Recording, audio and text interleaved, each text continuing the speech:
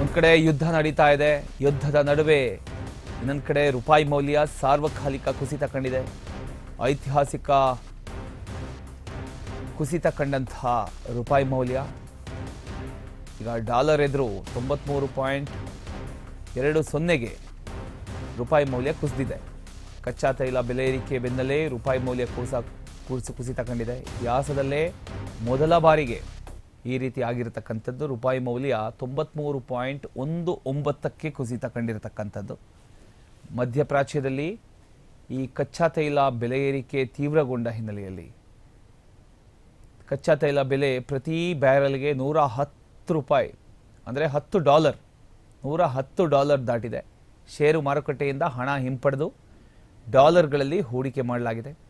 Petrol, diesel, ಖಾದ್ಯ ತೈಲಗಳಂಥ ಆಮದು ವಸ್ತುಗಳೇನಿದ್ದಾವೋ ಆಮದು ವಸ್ತುಗಳ ಬೆಲೆ ಕೂಡ ಏರಿಕೆಯಾಗಿದೆ.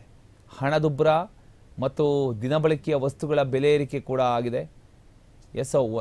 ಈ ಯುದ್ಧದ ಕಾರ್ಮೋಡದಿಂದ ಒಂದಲ್ಲ ಒಂದು ರೀತಿಯಲ್ಲಿ ತೊಂದರೆ ಅನುಭವಿಸುವಂಥ ಪರಿಸ್ಥಿತಿ ನಿರ್ಮಾಣ ಆಗ್ತಾ ಇದೆ.